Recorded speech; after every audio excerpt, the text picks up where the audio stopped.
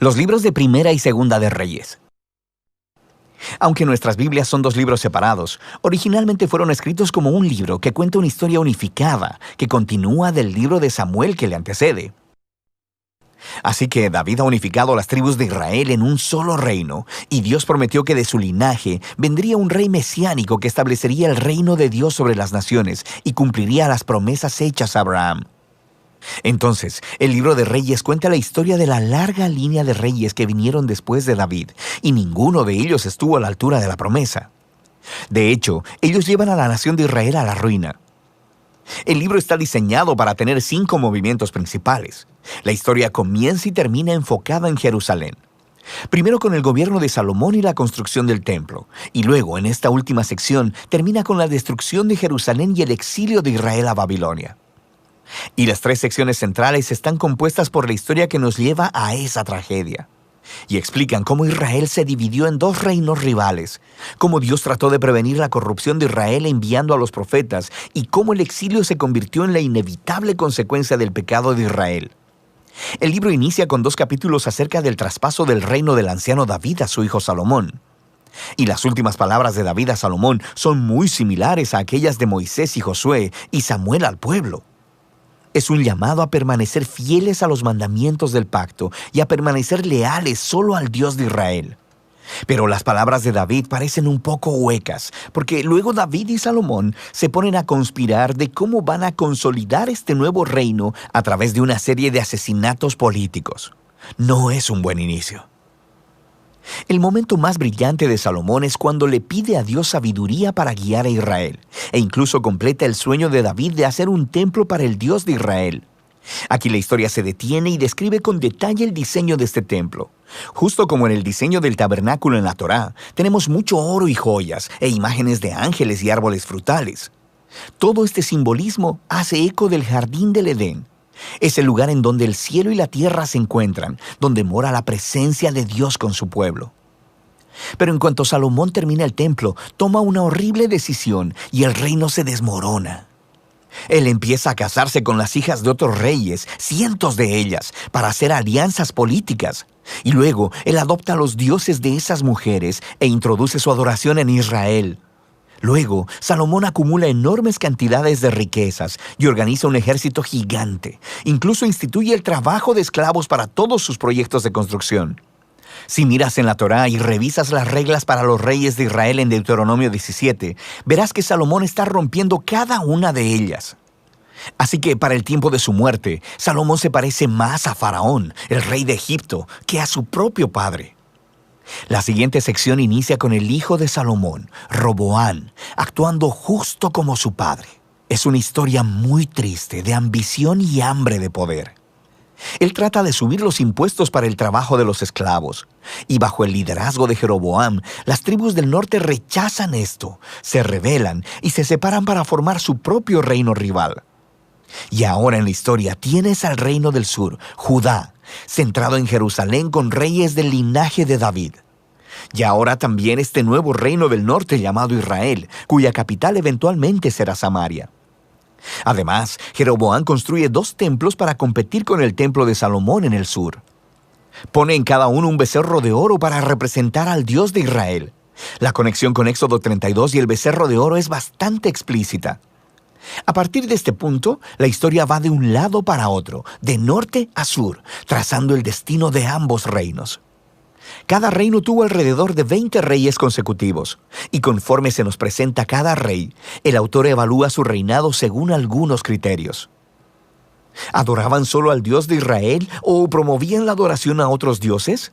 ¿Lidiaron con la idolatría entre el pueblo y permanecieron fieles al pacto como David o se volvieron corruptos e injustos? Y de acuerdo a estos criterios, el autor no encuentra reyes buenos en el reino del norte. 0 de 20. Y luego, en el reino del sur, Judá, solo 8 de 20 obtienen una calificación positiva, lo que se conecta con otro gran propósito del libro, que es introducir el rol de los profetas, figuras clave en la historia de Israel. En la Biblia, los profetas no eran adivinos, sino que hablaban en nombre del Dios de Israel y desempeñaban el rol de guardianes del pacto, lo cual significa que condenaban la idolatría y la injusticia tanto de los reyes como del pueblo. Ellos le recordaban constantemente a Israel de su llamado de ser luz a las naciones, de que debían obedecer los mandamientos de la Torá. Así que los profetas retaban a Israel a que se arrepientan y que confíen en su Dios. En estas secciones centrales, para cada rey, Dios levanta profetas para pedirles cuentas. Los profetas más prominentes son los del norte. Elías y su discípulo Eliseo están justo ahí en el centro del libro.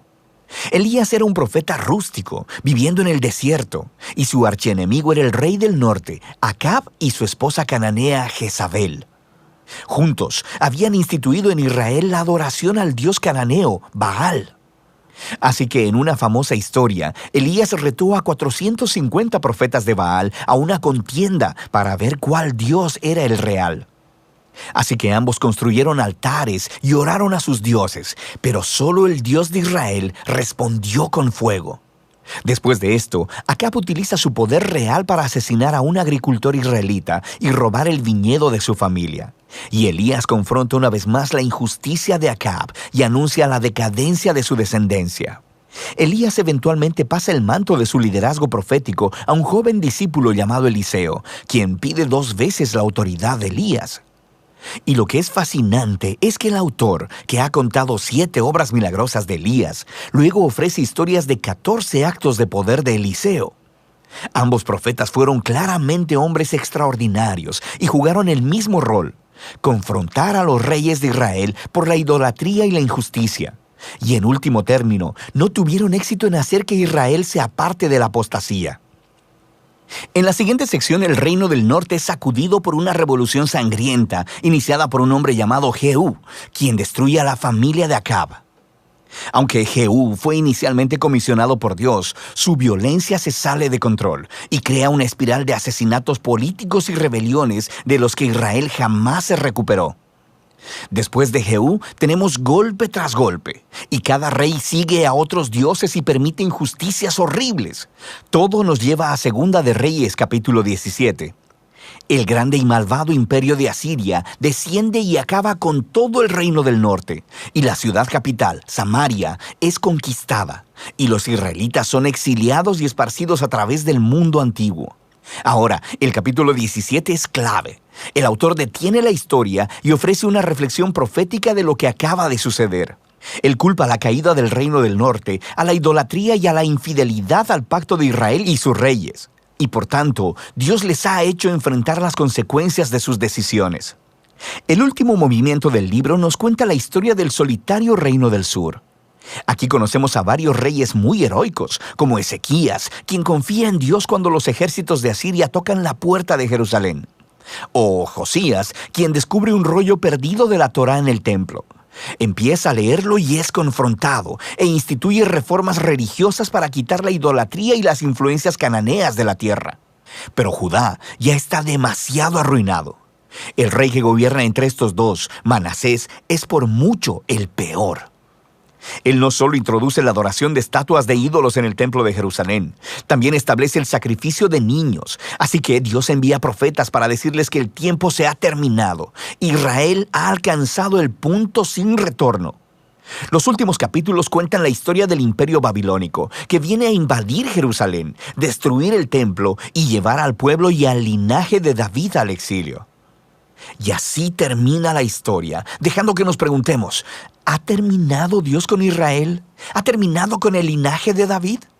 Bueno, el párrafo final se proyecta alrededor de unos 40 años en el exilio y narra una historia muy extraña. Se trata de Joaquín, un descendiente de David, quien hubiera sido rey si hubiera estado en Jerusalén. Y el rey de Babilonia lo libera de la prisión y lo invita a comer en la mesa real por el resto de su vida, y ahí termina el libro. No es mucho, pero es una historia que da un rayo de esperanza en que Dios no ha abandonado al linaje de David. Ahora, la pregunta es, ¿cómo Dios cumplirá sus promesas a Abraham y a David? ¿Cómo bendecirá a las naciones y traerá el reino mesiánico? Y para responder a esas preguntas, debes leer la sabiduría de los libros proféticos. Pero por ahora, ese es el libro de Reyes.